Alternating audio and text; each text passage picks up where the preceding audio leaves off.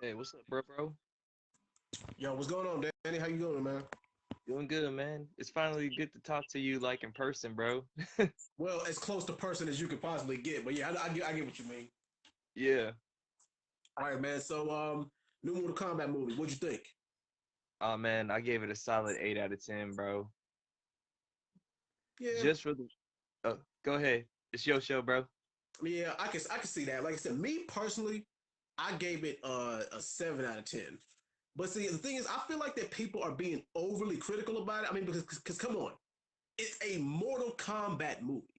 Like, Yeah. what more are you expecting? I mean, because it's like you don't go to a Mortal Kombat movie for the acting or the. All right, the thing is, but you don't go for that. All right, Right? because this is the way I feel. As long as you, I mean, if I'm going to a movie to see a Mortal Kombat movie, as long as you, I don't need the perfect movie.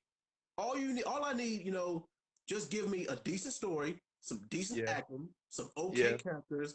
Give Yeah. me some nice and great martial arts, fighting and special effects, and throw a Yeah. couple jokes in there, and then throw a couple video game references in there, and I'm good. I don't need the perfect movie. But what you think Yeah. about that? Man, honestly, I believe that they did hit all those in a row, in my honest opinion. Cause Mm-hmm. like I didn't expect the perfect movie either. Cause like if we go back to the '90s, bro, you they're cringeworthy to even go watch those movies, man. It's Mm-hmm. like But I'd they rather watch work for that Batman and time. Robin. Yeah. Or rewatch I'd rather watch Batman and Robin before I watch a Mortal Kombat movie, bro. Yeah.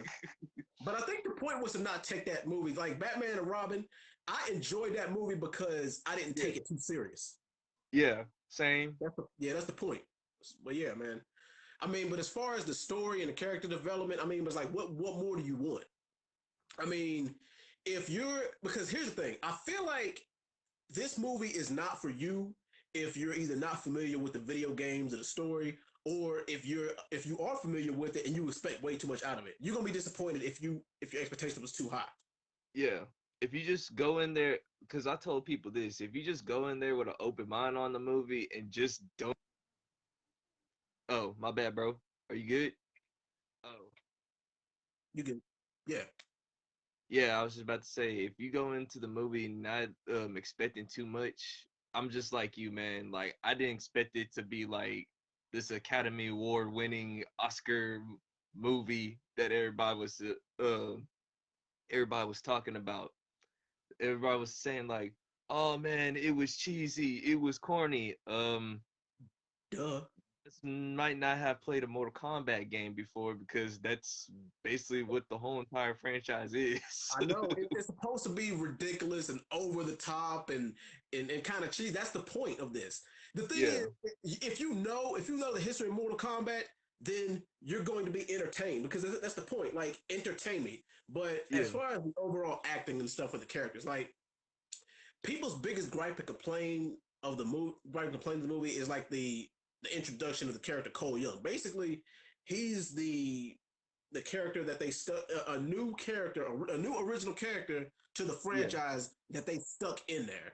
A lot of people say, yeah, well, his inclusion wasn't necessary, and yeah, you can go heads or tails with that. Like, I mean, but I understand his inclusion into the storyline because I'm like, well, why is he there? Like, if he's just a regular fighter, and then you going up against all these people with supernatural powers, why are you there? They explain why. So this yeah, is just a minor spoiler alert. People who haven't seen it is he is a direct descendant of Hanzo Asashi slash Scorpion.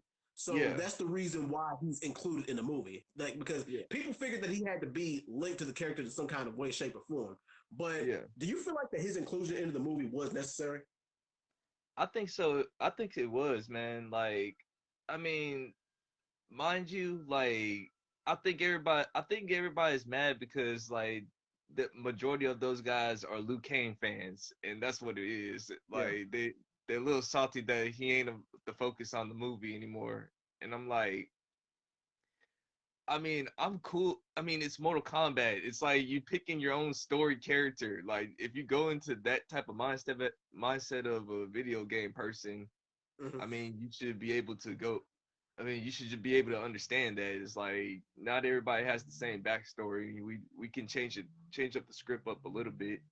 Cause I kind of like how, spoiler alert, I kind of like how Jax like got his arms Sub-Zero. Yeah. So Yeah, that's the thing. Like, you're gonna notice stuff like that too. Is there's gonna be a couple of little minor changes here and there, like like you said, how Jax lost his arms to score the Sub Zero. When in the video games he lost them to Ermac. Ermac's the one that ripped him off. And yeah, now the highlights of the movie, like to me, the show stealers were Kano and Kung Lao. Kung yes, Lao, I'm a huge Kung Lao fan, so when I saw Kung Lao do the thing, I was like, oh my god, yes! And once again, spoiler alert, it's unfortunate that he got his soul taken by Shang Tsung, yeah. but yeah, but thing is, that also leaves it open for the sequel Part because you two, got to remember, in part this two. universe, yeah, because the thing is, it's just like superhero comic. It's just like a Marvel Cinematic Universe of DC movies or comic Yeah, books. Nobody stays dead. If you're yeah, familiar with Mortal Kombat lore, if you're familiar with the video games, people who die usually don't stay dead for that long. They come yeah. back in some kind of capacity because They're it's gonna like come in the back with last the video Dragon game, Ball, bro. exactly. Yeah, because we all saw Liu Kang in the video games came back as a zombie. Yeah, All the other people who died in Mortal Kombat 9 came back as, undead revenants and stuff like that. So yeah, I feel like because Kung Lao, he might have died. I mean, the thing is, his body wasn't destroyed, but he just got his soul taken. So he can come back as an evil zombie type of character or whatever. But and the thing is, they had a couple of throwaway characters in there, like Natara. Like, but the thing is, like she was kind of a expendable character anyway. By the way, yeah, once again, spoiler alert, Kung Lao had the best damn fatality in the whole damn movie. The yeah, buzzsaw hat right there. I yeah. was like, oh my god. I went crazy when I saw that. But yeah, Flawless victory. yeah, flawless victory. And Kano was the comic relief in the movie. Like he had Yeah, me laughing the entire time. Like every yeah, time he opened his mouth, it was funny. yeah, So I mean, the thing is, and that's something that you wouldn't expect from Kano. But one thing that I did because like a lot of people who are familiar with the story, like, wait a minute, what is he doing on the side with the humans? If you know Kano and you know his backstory, he is treacherous. He will betray you for his own yeah, gain. But yeah, yeah. You throw what a couple characters of did dollar you like in signs the movie the most? Yeah, his way, he's gonna give it up to you, bro. Like you say, hey man, I'll give you like $1,000 just to go kick that puppy. Okay, consider it yeah, done. Like pretty much. Yeah. But yeah, I mean, as far as character development, like who shined and stuck out the most to you? man. Um I did like Sonya's arc and and I'm sorry, who's the protagonist in the movie again? Like sometimes there's Cole so many Young. of them. Huh? Yeah, Cole Young. Yeah. Yeah, Cole Young. I like his art, but like I think it was really focused on those two most of the time or whatever. Yeah. Like everybody else is kind of like it was more like for you were just like looking for your favorite Mortal Kombat fighter, but like Pretty I much. think Hmm. Sonya, in my opinion, I think they were trying to push her a little bit for the female audience, Yeah. like saying that hey, you could do it too, which I don't want to get into that. Not right now. Yeah. It's a little too hot. That narrative is a little bit touchy, but we'll get to that some other time. But yeah, I mean, Yeah, I kind of feel the same way too, as as far as building, as far as character development and whatnot. But I do feel like that there was some things that they could have like touched on a little bit more. Like a lot of people were kind of pissed that subs out of this entire hour and 55-minute long movie, Scorpion probably only got about 15 minutes of screen time total. I yeah, mean, the thing is, I understand. The thing is, I understand why. It's because you can't just have him just kicking ass, cutting off heads, and breathing fire for the whole movie. You got to yeah, build this. You have to. The thing is, you got to make a story that's understandable. You got to have a linear story, and you got to yeah, build towards the action. Because see, that's the thing that the Marvel movies did right. If they didn't, I mean, they had some yeah, action, some kick-ass action scenes at the beginning of some movies, like the Captain America Civil War movie and yeah. Avengers Which Infinity I War. believe that's the But best. yeah, but that's the I thing. believe, They did that movie. They did those movies right because they built them the yeah, right way. yeah. I believe. Just to go on Marvel for a quick minute, me personally, I think Captain America: Civil War is the best Marvel movie of all time. That's Mm-hmm. just me. Just for the fact that Zemo broke up the Avengers without throwing a fist, without throwing doing any superpowers or anything. He just basically played telephone with them like throughout the whole entire movie. Yeah, I think that was amazing. yeah, But just going based off what you were talking about with I mean with Scorpion, yeah, like everybody I noticed everybody was getting mad, but like I mean it's not a Scorpion movie, it's a Mortal Kombat movie. And yeah. like I mean if you guys want to see a Scorpion movie, I recommend you go watch Scorpion's Revenge. I mean Yes.